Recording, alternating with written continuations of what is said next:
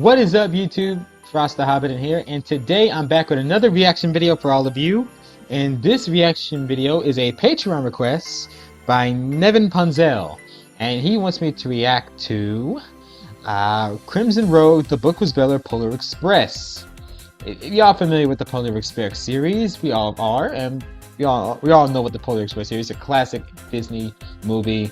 It's not perfect, but it has some very fun moments. Anywho, I forgot it was based off the book. It's been a while for me. If you haven't checked out Crimson Rogue's video, I will leave a link in the description down below, so go check it out for yourself. And then you come see my reaction to it. Plus, it's the holidays. I'm trying to get this done before December ends. All right, without further ado, let's get on to this reaction. In three, two, one, go. Oh, classy music. Ooh, nice set of swords I see. There's his cat.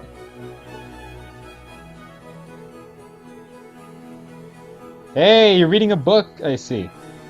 Horns. You know, there's nothing quite like moving to a new place and getting to reorganize your bookshelf. Yeah, except for carting everything in from the truck. Hey, I'm sorry, man, but like I told you, I'm still not really over what happened with Rain. If I didn't know any better, I would swear you were milking this moving van phobia of yours. Why do we even have to move anyway? Because we originally moved so I could hide from Rain, but since he can track me anyway, hiding is pointless. Besides, it wasn't fair to bring a psychotic demon into someone else's house. Sarah was pissed. No, yeah. I don't know who Sarah is, but I'm pretty sure this person was angry when she found out about that. Landlords generally don't like tenants with murder clones trying to kill them. Good to know. That is good to know. So I guess once we're set up, it's back to business as usual? Yep. Gonna get right back into the show. I just don't know what I'm gonna review next. Oh, I already took care of that for you. Yay! I'm not taking requests on this one. After Twilight, I need something simple. Something enjoyable. Yeah, Twilight. You remember that shit. I that got crap. You covered. I set you up with the Polar Express. The Polar Express. Yep. The movie that's rated G. Pretty much. And the book that was written for 5-year-olds. That's the one. I wanted regular simple, not insultingly simple. Too late. Already announced it on Twitter. Insultingly simple. I told you to stay out of my Twitter account. And I asked you to give me a hand with a couch, but oh no. Hey, you managed just fine with a dolly. We're on the 4th floor! Yeah, well, what are you gonna do? Wow. Theme song! What? No. Theme song, okay. Alright. This is your request. You want me to react to this? Here we go. Hello, and welcome to The Book Was Better. He doesn't know what just happened. One book at a time. Well, Christmas is over, but apparently my roommate thought that reviewing a Christmas movie in early February would be a good idea. 2 years ago, I reviewed Robert Zemeckis' surprisingly good Christmas Carol starring Jim Carrey, so I thought it would be good to check out his other Christmas-themed movie based on another book, The Polar Express. Released in 2004, The Polar Express stars Tom Hanks, and Tom Hanks, and Tom Hanks, and Tom Hanks. Look, the guy has like 6 parts in the movie, including the conductor of the train, I did not know the main that. character's father, and Santa. It comes off as a bit distracting because all of his characters sound almost exactly the same. Hey, Krim, where do you want your Deadpool hoodie? Oh, just hang that in the front closet. Okay. Pot calling the kettle black. The movie did pretty well financially, and in 2006 was listed in the Guinness Book of World Records for being the first all-digital capture film. This was also the last movie that Michael Jeter worked on, and the film is dedicated to him. The book was first published in 1985 and is now considered by many to be a classic Christmas tale. It was written by Chris Van Allsburg, who also helped produce the movie, and in 1986 won the Caldecott Medal for Children's Literature.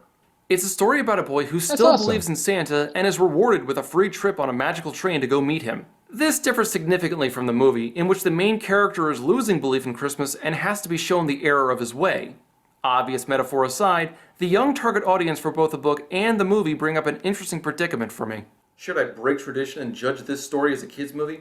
Or should I maintain the same high-level objectification with which I've judged everything else up to this point?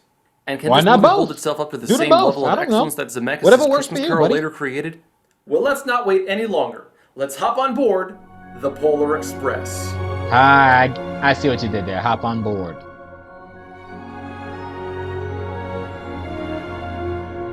I forgot this was a very the movie long opens movie. with a short speech given by our young main character here. I lay quietly in my bed. I did not rustle the sheets. I breathed slowly and silently. Wow, Young, judging by you his say. voice, puberty Young, must you have hit say. this kid like a semi. Actually, it's just Tom Young, Hanks you being say. retrospective. However, there is something different about this kid than in most stories. He doesn't have a name. The movie simply never gives him one. The credits just list him as Hero Boy. That was a thing? But that's boring, so I'm going to be calling him Carl. What was that? Carl is losing faith in Carl. Santa and is losing the sense of magic that he used to get from Christmas. He used to stay awake all night waiting for Santa. I think those days are just about over. Oh, that would be sad if that were true. Fortunately, there's one thing that can change his mind. Just as he's drifting off to sleep, he gets a visit from the magical train known as the Polar Express.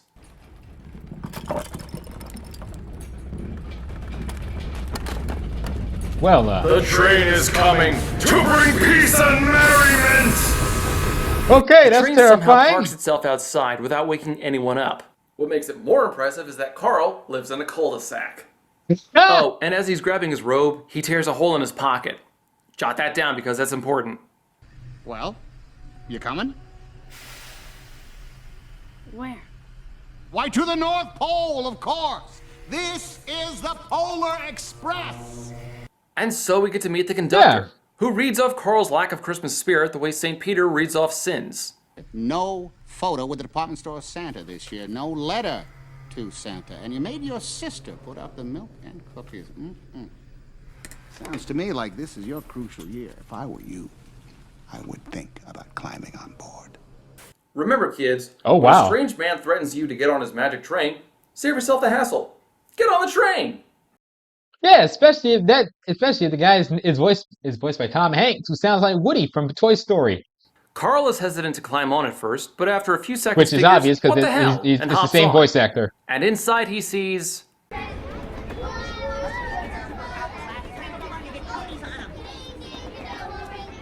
the most elaborate kidnapping ring of all time.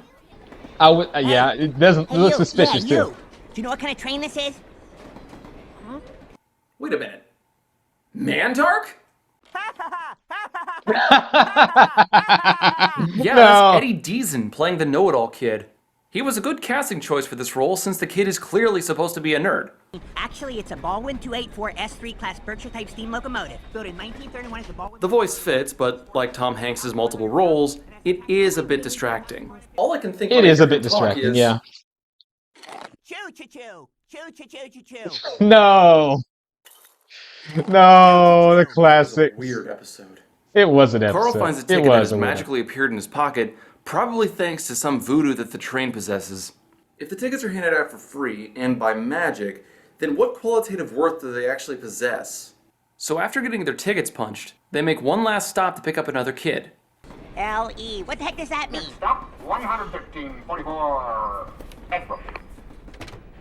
We're heading for the other side of the tracks.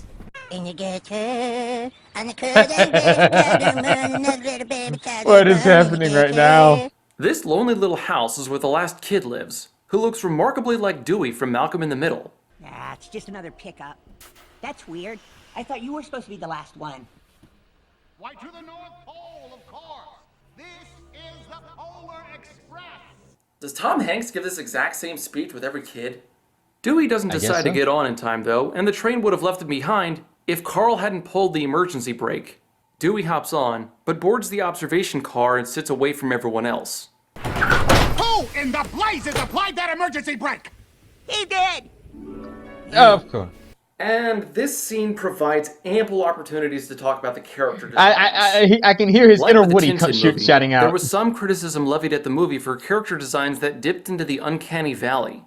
Some critics, like Ebert and Roper, didn't really have an issue with it, but other critics were not as kind. Some comments called the movie a failed and lifeless experiment, or, at best, a bit disconcerting, and at worst, a wee bit horrifying.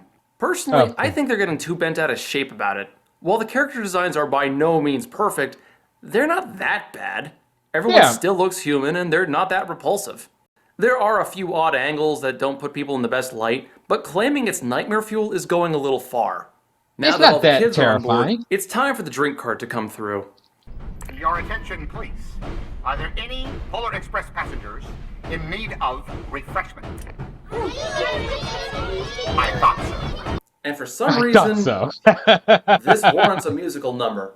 But I have to credit the song's originality and ingenuity, using such lyrics as... Ooh, we got it! Hey, we got it! Say, we got it!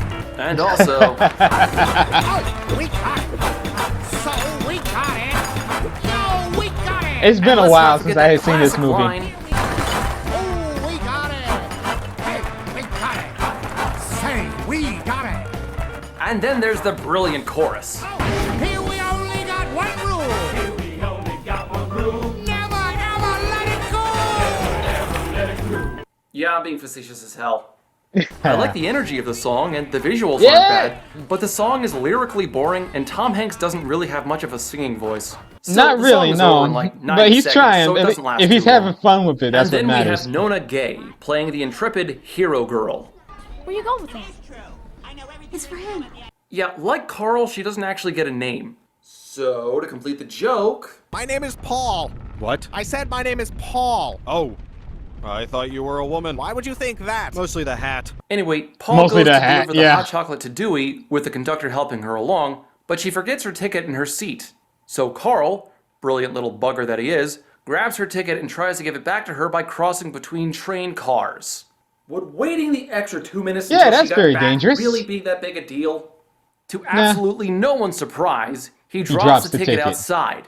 And then it goes through the luckiest, most coincidence-strewn journey I've seen since Snatch. It lands on the snow, gets tossed into the air by a pack of wolves, gets picked up by a bird and delivered to a nest, then spat out by a chick until it lands on the snow, rolls into a snowball, lands on the train tracks, flies underneath the train, then gets sucked back into the train cabin. God really wants that kid to have her ticket back. I left my ticket right here on the seat. But it's gone. You mean you have lost your ticket? What nerve!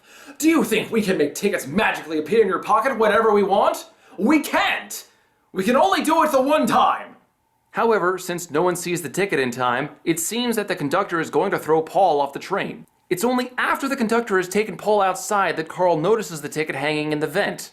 Carl rushes outside to deliver the ticket, only to notice the conductor leading Paul to the front of the train via the roof. Why? What? The train is covered in snow that and it's confused windy me. as hell. Why is the conductor taking this route when there is no reason why he couldn't just lead her through the cars inside the train? I know this is some flimsy pretense to get Carl onto the roof just That to is move creepy. the plot along, but you'd think the conductor would have more sense than to needlessly risk the life of a child on Christmas Eve. Hey! I found your ticket! As Carl makes his way across the train top, he comes across another lively character who, like so many others, doesn't have a name given to him. So I'll be calling him Hobo Joe. Hey, Hobo Joe. Am I gonna have to rename every character in this movie? Hobo Joe is here I guess for a so. few laughs and gives Carl a much-needed pep talk. What exactly is your persuasion on the big man since you brought him up? Well, I want to believe. You But- want to believe. But you don't want to be bamboozled. He's also here to help Carl Got get to it. the front of the train. By skiing.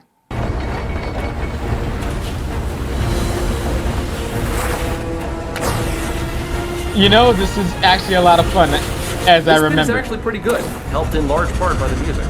Actually, who did compose the music? Who did? I'm guessing Master composer Alan I'm guessing by the Silvestri joy of that returns face, once he again knows to that fill our ears knows with an that person. emotionally stirring choice of music, and once again, it's beautiful to listen to. Hell, in some scenes, the music is all you need to find yourself completely immersed in the situation. Yeah, it's very fitting. The train ride continues with mild interruption until they get to a lake which has frozen over the tracks.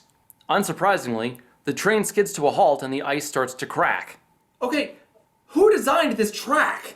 So far, I don't know. this ride has consisted of a tunnel with 1 inch of clearance between itself and the train, a nearly vertical drop that makes most roller coasters seem tame by comparison, and now tracks built over a lake with so little room to spare that the tracks simply disappear under the ice. It's like the whole thing was designed by a disgruntled elf who heard he was getting laid off. Yeah. The conductor worked with the engineers to get everything back on track, pun totally intended. Oh, and did so we see the far, he's conductor probably had job? the best display of character out of everyone. A lot of this comes from Hanks' delivery. He's obviously having fun with this part. The He conductor is. comes off as strict, but with good reason. Who in the blazes applied that emergency brake? He did. You. And he's quick to forgive. He was just trying to stop the train so that kid could get on. I see. Young man, is that what happened?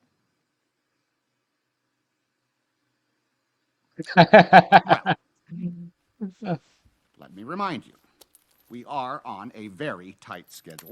And I've never been late before. He's obviously doing the best he can, which isn't easy with a car full of rambunctious kids and a train ride that has thus far had 3 unscheduled stops. That is All things true. considered, I'm sure the parents watching this can relate to him. Thank you. The rest of the ride is a smooth one, all the way to the North Pole. Oh, that's good. Good to hear. And this starts one of the more interesting 5 explanations minutes that the to movie spare. goes for. Even-numbered birthdays on the right, odd-numbered on the left. No pushing, no pushing, but let's not dilly-dally. It's 5 minutes to midnight. Hey, what gives? It was 5 minutes till midnight 4 minutes ago. Exactly. Columns of 2.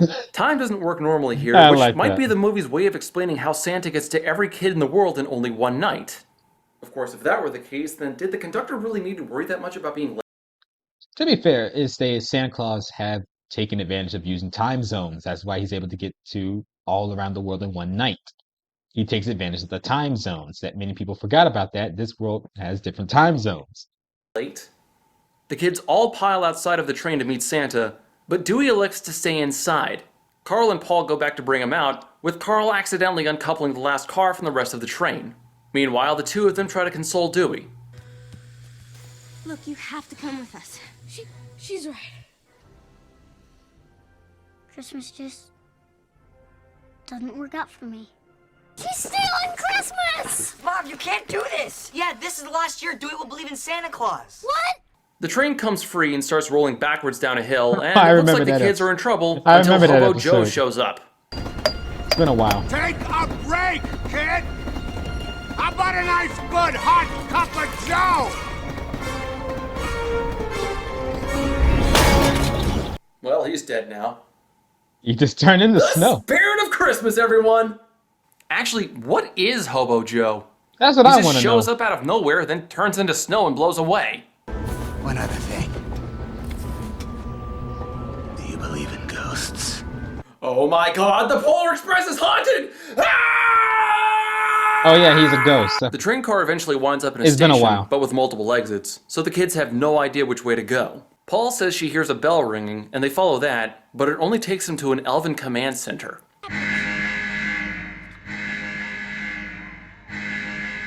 Naughty. We got a troublemaker now. Just what we need. Pigs aren't paying enough. We got a naughty kid in Sector 20! Take us to DEFCON 3! When the elves leave, they take Seriously? a pneumatic tube, so the kids try to leave the same way, but it only takes them to a present sorting station.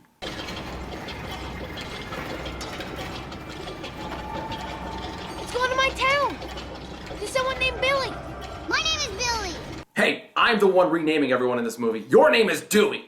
They follow the present down a twisting slide, then Nice. wind up in another tube and on top of the biggest pile of presents any of them had ever seen. That is a... Someone really ought to tell OSHA That about is a Santa's lot of business presents. practices. The mountain of presents is engulfed in a massive bag, which is then airlifted to Santa's sled. Also, Mandark's here for some reason. What are you doing here? Same as you. I'm checking on my Christmas presents. I want to make sure I'm getting everything on my list. And of course, the blimp is lowered by the tech process of letting air out via balloon fart. Quick edit it, people. 5-2. I think we're gonna make it. Of course we will. It's been 5-2 for the last hour. We got plenty of time. We got nothing but time. We got time to kill. However, they let out too much air, and the bag of presents runs the risk of hitting the giant tree at the center of town. You need more altitude! Altitude, please. A bit more altitude, please.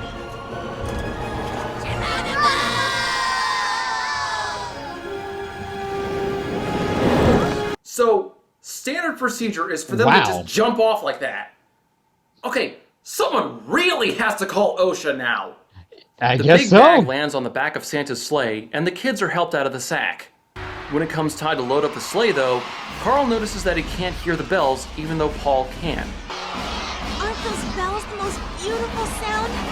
It culminates when one of the bells flies off of the sleigh and lands near Carl, making almost no noise as it bounces. Okay. I believe. Okay. I believe. Tinkerbell joke. We believe in Santa Claus! We believe in Santa Claus! We believe You gotta trust nostalgia critic for something funny. This Where did he sudden get that hat epiphany, from? though, allows him to hear the bells at last as he finally gets into the Christmas spirit. Just in time for the big man to take notice of him. So comes the moment the kids have been waiting for, when Santa decides which of them will get the first gift of Christmas. And speaking of gifts,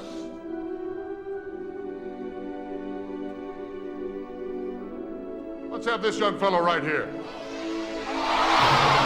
Like it could be anyone but Carl. Of course. He gets carried up to Santa's sleigh, where he's allowed to choose whatever his heart desires. Anything at all. So, what does he choose? A new bike? A sled? A daisy red rider? A full ride to college? Not. World peace? The first gift of Christmas! I guess so. No, he ends up going with a bell from Santa's sleigh instead. One that only rings for people who truly believe in Santa. Really? You could have at least asked for a freaking lightsaber. Yeah, that would be a cool gift. The bell is more a symbolic gift than anything, signaling Carl's belief in Santa and Christmas in general. So, as Santa pulls out his Aurora Borealis whip and flies off into the night, the elves break into celebration while this Steven Tyler elf leads the others in song. No, really, they got Steven Tyler to sing, then modeled an elf after I did him. not know that. So as the kids pile back into the train to go I've been home, out of touch they with this ask to music, see Carl's with this bell, movie. but alas, it's fallen out of the hole in his pocket. Oh. Carl goes home, distraught, then gives an awkward farewell to Paul and Mandark. Well, see ya. Of course, it fell into the hole in his pocket. See ya. He sees that he doesn't have any presents under the tree yet, then just heads up to bed. Wake up! Wake up! Wake up! Santa's been here! Santa's been here! So Carl wakes up early Christmas morning, only to see that there's no proof that his trip to the North Pole happened. There's no sign of the train, and the hole in his pocket has disappeared. All signs point to the trip having been a dream, but when Carl gets to his last gift... The bell. There it is.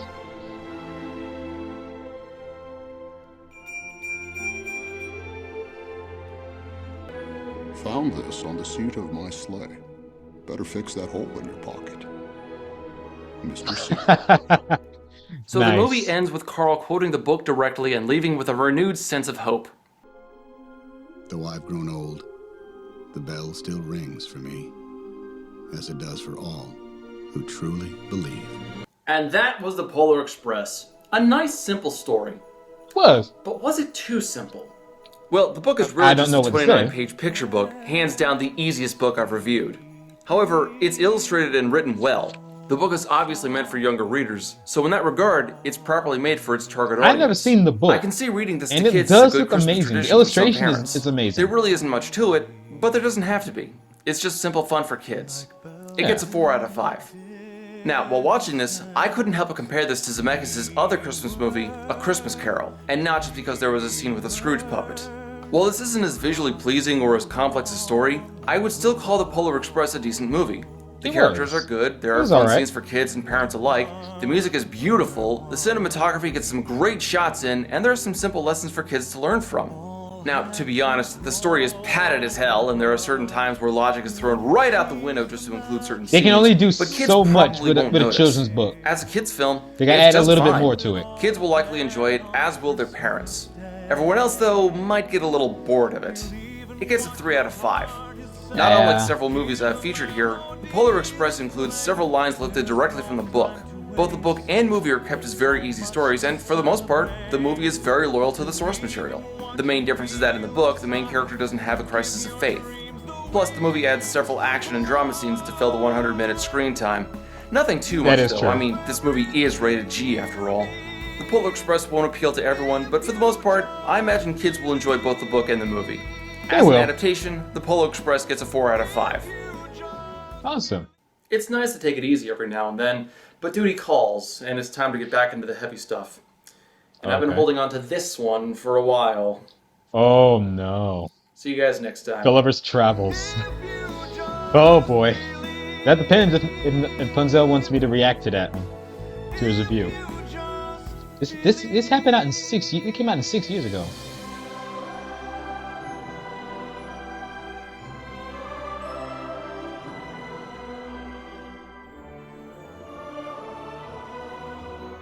Follow his social medias. Go support this man. Under fair use.